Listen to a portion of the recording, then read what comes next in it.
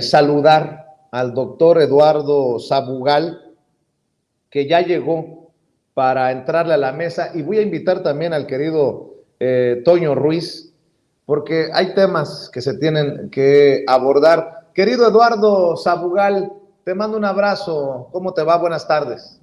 Hola, ¿qué tal, Vicente? Muy bien aquí, todo bien. Te mando un abrazo de regreso, Vicente. Y bueno, voy a incorporar, le voy a pedir también al querido Toño que nos acompañe, porque hay temas, Toño, Eduardo, que me parecen importantes abordarlos. Por ejemplo, ahí les va. Acabo de ver en redes sociales a Kenia López Rabadán, la senadora del PAN, mandarle un mensaje de clase a Gerardo Fernández Noroña. Y puedo decir que el que se lleva se aguanta, pero pues no debe de ir por ahí. La política es otra cosa. No puede ser posible que la senadora del PAN le envíe esta fotografía. Te mandé la fotografía en limpio también, mi querido. Ándale, esa. Mire, está con su desayuno en la mesa y dice Kenia López Rabadán: mira a Gerardo Fernández Noroña, en referencia a Noroña, desayunando los que te faltaron para defenderte ante la gandalle que te hizo Sheinbaum en Morena. Postdata, apunta, Xóchitl Gálvez será tu próxima presidenta. ¿Qué necesidad? Pero, ¿por qué también los ciudadanos permitimos ese nivel, esa poca clase? Me resulta alucinante la provocación, porque es una provocación de Kenia López Rabadán a Gerardo Fernández Noroña con un par de huevos en la mesa para desayunar y diciéndole a Noroña: mira, Noroña, desayunando los que te faltaron para defenderte ante la gandalle que te hizo Sheinbaum en Morena. ¡Qué mugre de política! Y también esto me lleva a decir que está muy cabrona la misoginia en redes. ¿Qué está pasando? ¿Por qué le permiten a Ricardo Salinas Pliego, el dueño de TV Azteca, publicar groserías como estas que le voy a presentar? Publicó una foto de Citlali Hernández, vean nada más. Ricardo Salinas Pliego, que tengan un lindo inicio de semana y que empiecen los festejos de Halloween. ¿Ustedes de qué monstruos se van a disfrazar este año? ¿Qué chingados? ¿Qué nos está pasando? Y luego sube otra fotografía, pero esta de Laida Sansores, la gobernadora de Campeche, y dice: siguiendo con los disfraces para este Halloween, este es el de Hermelinda corrupta y abusada, live action. Les dejo la vista con la peluca completa y un acercamiento para que aprecien los detalles. ¿Ustedes de qué monstruos se van a disfrazar este año? ¿Qué pasa? Ayúdenme a digerir esto, tanto de Kenia López Rabadán a un colega de ella, hombre, como de este personaje que se escuda en que no es político o no es servidor público para estar esparciendo su discurso de odio, de misoginia contra funcionarias, contra servidoras públicas. Eduardo Sabugal, te escucho primero a ti. Bueno, sí, yo creo que habla de una decadencia total de cierta clase política.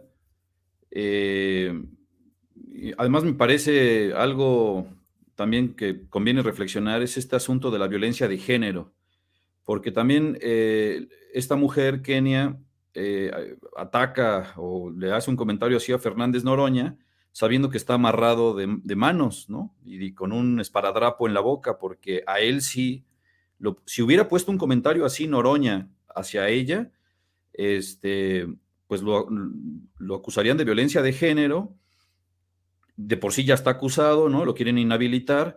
Entonces también yo creo que esto es momento como para reflexionar como sociedad cómo utilizamos esos instrumentos que tienen un origen sano, sensato, el de no permitir la violencia de género, pero cómo se ha convertido en un instrumento de arbitrario para amarrar de manos a políticos, ¿no? Como a Fernández Noroña.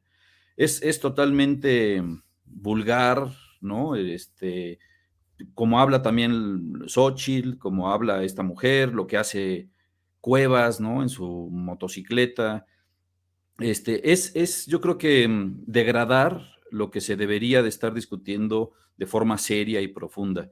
Yo lo que creo, bueno, y lo de Salinas Pliego no solo confirma lo que es, ¿no? Y lo que ha venido mostrando cada día este señor. Yo creo que está muy enojado por algunos de los rounds que ha perdido contra el SAT y está preocupado por la quiebra de Electra, qué sé yo, ¿no? De alguna manera tiene que desahogar, si es que él maneja sus cuentas, yo creo que sí, tiene que desahogar esa frustración. Pero personajes así yo creo que habría que silenciarlos. Y silenciarlos no me refiero a bloquearlos en las redes sociales o dejar de seguirlos o ignorarlos, sino que más bien buscar que legalmente se pueda proceder contra este tipo de expresiones, ¿no? Yo repito, se necesita una ley de medios. Hace un momento tú lo decías, Vicente, debería haber una sanción económica cuando alguien difunde una fake news con dolo, ¿no? O sabiendo que es falso. Poner un video de una barda cayéndose y decir que colapsó una estructura del Tren Maya, ya debe ser considerado como un atentado contra la seguridad nacional, ¿no? Porque es una especie de terrorismo, de microterrorismo. Entonces yo creo que ya rumbo al 2024 tendría que haber una discusión seria, profunda, con múltiples sectores de cómo elaborar una nueva ley de medios, que ya no se permita esto, y menos alguien como Salinas Pliego, que es el dueño de una televisora, ¿no? Entonces, pues sí creo que habla del nivel de degradación, de vulgaridad, de la reacción o de la oposición, ¿no? Que ni siquiera parece un grupo opositor, sino más bien pues un grupo de desesperados que quieren restaurar sus privilegios, ¿no? Entonces, habría que subir el nivel de discusión, no rebajarse al nivel de ellos y pensar en una ley de medios, ¿no?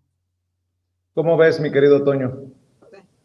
Pues, querido Vicente, querido profe Sabugal, yo creo que es más que evidente que Kenia López Rabadán resiente muchísimo haber sido excluida como Sandra Cuevas de la elección a la jefatura de gobierno en la Ciudad de México. Y claramente con este comentario sumamente perdulario, grotesco y vulgar, busca volver a los escenarios, que no a las tribunas, no a los estrados, sino a los escenarios en los que tanto ella como precisamente Xochitl Gálvez, como Lili Telles, pues han hecho sus payasadas. Es decir, en mi opinión, este es un intento desesperado de Kenia López Rabadán de llamar la atención, de ser noticia en momentos en los que, aunque grite y grite, nadie la pela. Ese es, a mí no me genera indignación, me genera mucha pena por un ser humano, porque al fin y al cabo esta señora que también le encanta la payasada, que le encanta el grito, que le encanta el escenario, pues es un ser humano, a pesar de que gracias a ella tuvimos amenazas terribles en contra de nosotros y en contra de nuestras familias, luego de que al hablar de estas tres personajes incitaran a sus seguidores a hacernos daño. La sigo considerando una ser humano que tiene que ser respetada en cuanto a pues a su cualidad como eso, ¿no? como persona. Me da mucha tristeza, me da mucha pena verla en este tipo de circunstancias y me pone a preguntarme a mí mismo y a preguntarlo al aire. ¿Cuál es el futuro de Kenia López Rabadán en la política?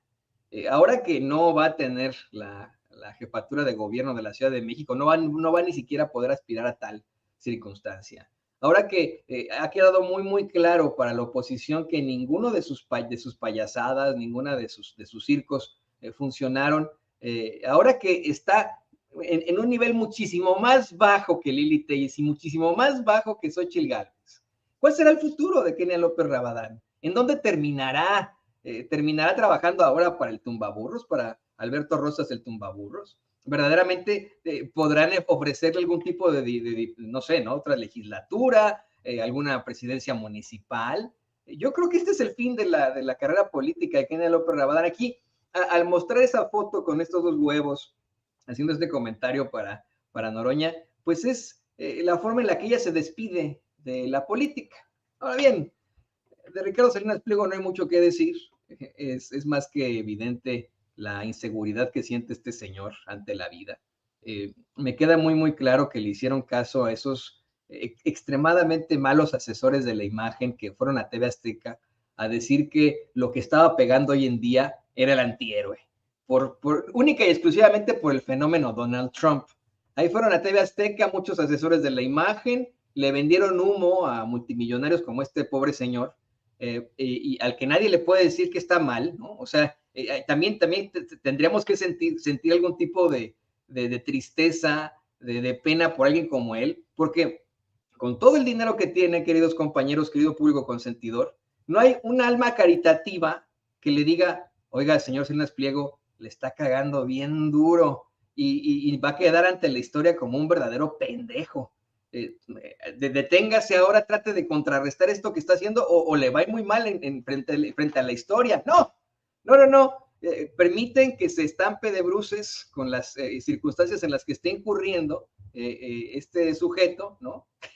Pues simple y sencillamente demuestra una inseguridad bárbara. Esta inseguridad que mire, yo soy periodista, ¿no? Yo tengo mi cédula como periodista, ¿no? Mi cédula profesional. No soy psicólogo, pero tendría que ser muy neurótico, ¿no? Ver que ahí hay una inseguridad fálica durísima, ¿no? El estar siempre compitiendo con las fortunas de los demás, a ver quién la tiene más grande, la fortuna, ¿no? Una inseguridad fálica ahí al siempre irse con cuestiones físicas en contra de mujeres, de hombres, y no tener algún tipo de argumento que valga, tener que siempre estar ahí mostrando su fortuna, hacer que su familia incluso se vista de la misma forma en un yate, se ve que le tienen mucho miedo, se ve que le tienen pavor sus hijos, sus primos, sus papás a este tipejo, ¿no?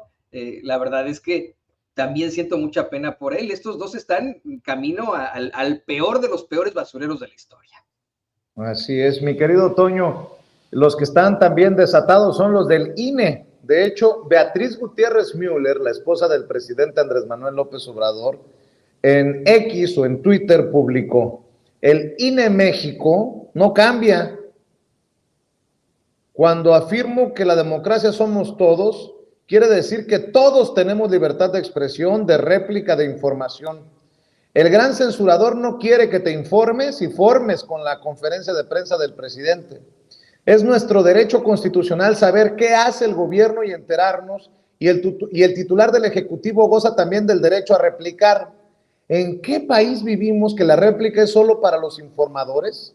Atentamente, ciudadana que conoce la Constitución, #no soy ente, dice Beatriz Gutiérrez Müller, obviamente en crítica directa al INE, y el presidente hoy de hecho se burló de los del Instituto Nacional Electoral que lo quieren censurar, le quieren cortar la cortinilla, la postdata, el disclaimer, como le llamamos en inglés. Esto fue lo que dijo el presidente en la mañanera. Llamarlos conservadores. Ahora los vamos a llamar reaccionarios. ¿Se acuerdan lo que decía el presidente Juárez? De que el triunfo de la reacción es moralmente imposible. ¿Y por qué lo de reaccionario tiene que ver con el conservadurismo? Porque el conservadurismo, como el término lo indica, es conservar, mantener el statu quo, conservar privilegios, fueros. Y el movimiento liberal luchó en contra de los fueros y de los privilegios. esa lucha política llevó a una reacción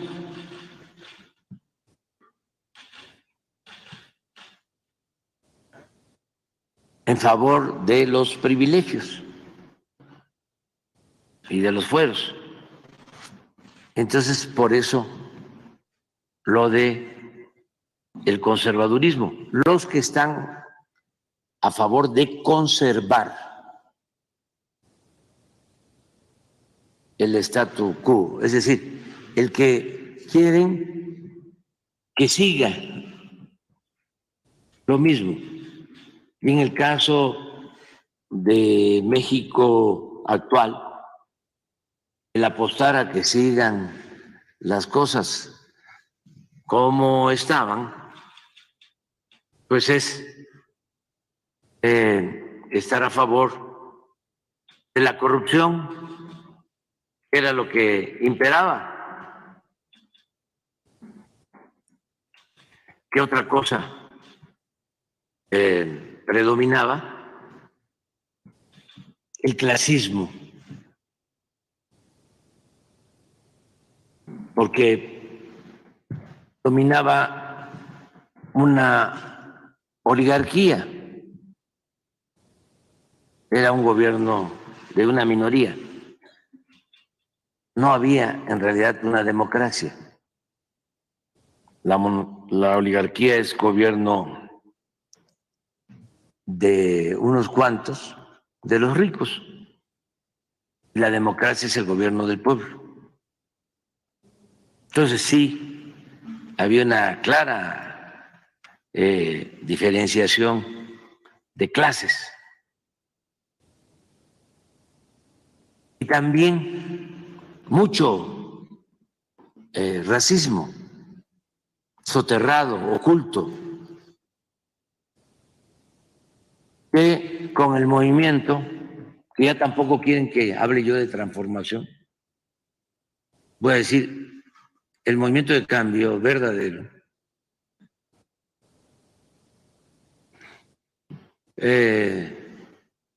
salió, emergió todo ese racismo oculto, porque había mucha hipocresía, pero salió como no imaginábamos. Hasta en personas con nivel académico elevado, con posgrado, doctorados en universidades del extranjero. De ahí también la importancia de no confundir educación con cultura. Una cosa es tener buenos niveles académicos y otra cosa es la cultura. Castañeda, por ejemplo, doctor en universidades del extranjero. Castañeda llegó a decir que Putla, Oaxaca, era un pueblo arrabalero.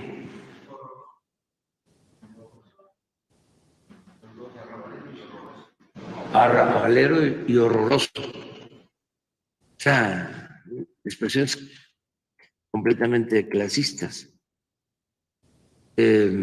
Mario de Constanza, el ITAM, también creo que hasta doctor en economía, llegó a citar, para poner un ejemplo, la frase esta despectiva de que no tiene la culpa el indio, sino el que lo hace compadre.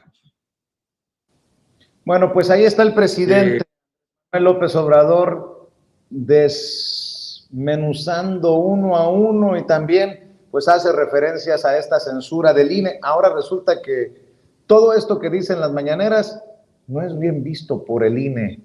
Mi querido Eduardo Sabugal, escucho tus comentarios. Sí, estoy completamente de acuerdo con la doctora Beatriz, porque en efecto el INE aparece ya como una institución inquisitorial, ¿no? Y bueno, hay que recordar que el lenguaje es ideológico, el uso del lenguaje siempre ha sido ideológico.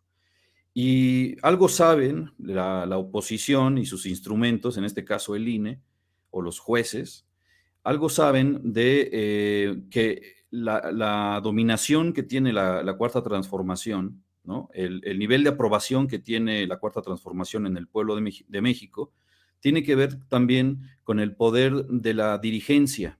López Obrador sigue siendo un dirigente, no solo es presidente de la nación, sino que sigue encabezando una dirigencia. Eso es la hegemonía, ¿no? Así la definición básica de Gramsci, ¿no? Para que seas dominador, primero tienes que ser dirigente. Y si eres dominador y pierdes la dirigencia, vas rumbo al colapso. La cuarta transformación ha mantenido ambas cosas, la dominación y la dirigencia. Y en gran medida porque ha impuesto un nuevo lenguaje. Un lenguaje que quieren destruir, ¿no? Por ejemplo, no volver a usar la palabra transformación, o no llamarles torturador a los torturadores, o no llamarle conservador al conservador. Es decir, cuando el lenguaje se empieza a disociar de la realidad, vamos a perder una hegemonía que hemos conquistado a lo largo de décadas de lucha y que está representada o consolidada con el triunfo de la Cuarta Transformación a partir de una insurgencia electoral del 2018. Entonces, hay como una contraofensiva en el terreno de lo lingüístico que no es cosa menor, ¿no? Parecerá casi hasta de una cosa como de broma, tener que decir, bueno, ahora les vamos a llamar reaccionarios en lugar de conservadores, pero no lo es, ¿no? Es otra vez defender los conceptos que hay detrás. Y bueno, a mí me encantó esta parte de la mañanera de Andrés Manuel el día de hoy, porque explica cómo esta idea de la polarización no es de hoy, no es de fifís contra chairos, no es que la Cuarta Transformación haya polarizado a la sociedad. Esa polarización se llama lucha de clases y viene de mucho tiempo atrás, ¿no? Desde liberales y conservadores. Y lo explicó muy bien López Obrador, ¿no? Es como una clase así, los básicos para entender cómo el lenguaje está asociado a un aparato conceptual que es ideológico. Y yo creo que hay que regresar a nombrar las cosas como deben ser nombradas. Hay una resistencia ahí desde el lenguaje que es una resistencia política y seguiremos llamándoles conservadores aunque no les guste, ¿no? ¿Cómo ves tú, Toño, ese intento de censura del INE? Pues, querido Vicente, querido doctor Sabugal, querido público consentidor, yo considero sumamente infantil el actuar de todos esos personajes que han sido vinculados a Felipe Calderón, desde su esposa Margarita Zavala, uno de sus hijos, su sobrina Mariana Gómez del Campo y ahora, pues evidentemente, la consejera electoral al frente de este comité de quejas y denuncias del INE, Claudia Zavala, pasando también por el magistrado calderonista Reyes Rodríguez Mondragón, ¿no? Todos ellos han tenido este tipo de escándalos, de circunstancias que parecen verdaderamente infantiles, muy inmaduras, ¿no? Y eso ha ocurrido a lo largo de la historia en muchos momentos, ¿no? Hemos tenido desafortunadamente líderes con esa capacidad intelectual que han destruido al mundo en su momento, ¿no? Esa es la realidad. No los minimizo, sino todo lo contrario, han existido, pero me llama la atención que incurran todos estos en una cantidad impresionante de pues, inmadureces, de planteamientos infantiles como este, ¿no? Imagínate tú, están viendo cómo chingar a López Obrador, ¿no? Esa es la realidad, están viendo cómo chingar a López Obrador. Intentaron chingarlo con lo de Xóchitl Gálvez y se exhibió que en ningún momento incurrió en violencia política en razón de género. Esta señora Claudia Zavala puso palabras en la boca del presidente que nunca había dicho, así quedó exhibida, ¿no? Luego intentaron chingarlo con lo de la advertencia. Una advertencia que a todos nos dio risa, ¿no? Que pusieron la advertencia en la mañanera. Nos dio risa en lo personal, pero ahí tienes tú al provocador primordial de este país diciendo, sí, pues le voy a poner una postdata con la que se burló terrible de ellos, en un, mira, tira y jale, ¿no? En una guerra de dimes y diretes. Y la señora esa, Claudia Zavala, al fin y al cabo, yo me imagino en mucha insatisfacción, en una depresión absoluta, en una desesperación infantil. Digo, pues, ¿cómo le respondo al presidente? ¿Qué hacemos ahora? Vamos a quitarle su postdata. Vamos a quitarle palabras. Pero son cuestiones verdaderamente infantiles, algo que no debería estarse ni siquiera analizado en cualquier otro país, ¿no? A mí me daría muchísima pena tratar de explicar esto a algún medio internacional. Yo creo que no me lo entenderían, ¿no? Decir, oye, es que el presidente tiene una conferencia en la que permite que cualquier medio de comunicación lo cuestione durísimo, pero tenemos un instituto electoral que a veces ha tenido unas tendencias terribles hacia el conservadurismo y constantemente quieren pues censurar al presidente, ¿no? Y uno diría, bueno, aquí en Estados Unidos sería algo sumamente cuestionado, ¿no? Que quieran atentar contra la primera enmienda de la Constitución y contra las palabras del mismo presidente. Insisto en que lo preocupante de este tipo de actitudes infantiles es que si se lo están haciendo a quien se supone es el hombre más poderoso, al menos al hablar de una administración del gobierno de México, que es el presidente de la República, ¿qué nos podemos esperar nosotros como ciudadanos? ¿Qué se puede esperar a un Vicente Serrano que ya recibió un citatorio en su casa porque al INE le pareció que atentó contra alguien como Sandra Cuevas por criticarla? ¿Qué se puede esperar una Lina Duarte que ha luchado por los derechos de los pues, trabajadores y de los electores mexicanos en cuanto a su participación y que también fue perseguida por el Instituto Nacional Electoral? ¿Qué nos podemos esperar si censuran hasta el presidente de la República por este tipo de circunstancias infantiles? La señora Claudia Zavala pertenece a un manicomio, sin duda, a un manicomio o a una guardería, no lo sé, pero de verdad no debería tener ese puesto. Son un verdadero asco, así. Pues mi querido Toño, Eduardo, si me permites, déjame pedirte tus redes sociales para la audiencia de Sin Censura.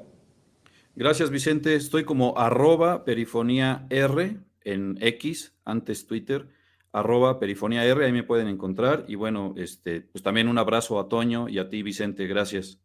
No, gracias a ti, Eduardo, el profesor, el maestro, el doctor Eduardo Sabugal hablando con nosotros sin censura. Y mi querido Toño, antes de despedirme yo para que continúes tú, debido a que en unos minutos estará entrando al sistema para una entrevista sin censura la secretaria de Educación Pública, Leticia Ramírez, pues también hay que compartir tus redes porque pocas veces hablamos precisamente de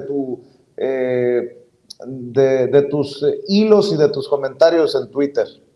Gracias, Vicente. Gracias, querido doctor Eduardo Sabugal, y gracias, querido público consentidor. Mire, usted me puede encontrar en Twitter, donde se ponen buenos los catorrazos, en una dirección muy facilita. Es @J. Antonio Ruiz H, que es mi nombre, José Antonio Ruiz Hernández, ¿no? @J. Antonio Ruiz H. Y ahí apóyenos, porque hay muchos bots y trolls que de la forma más cobarde nos atacan sin rostro, sin nombre y apellido.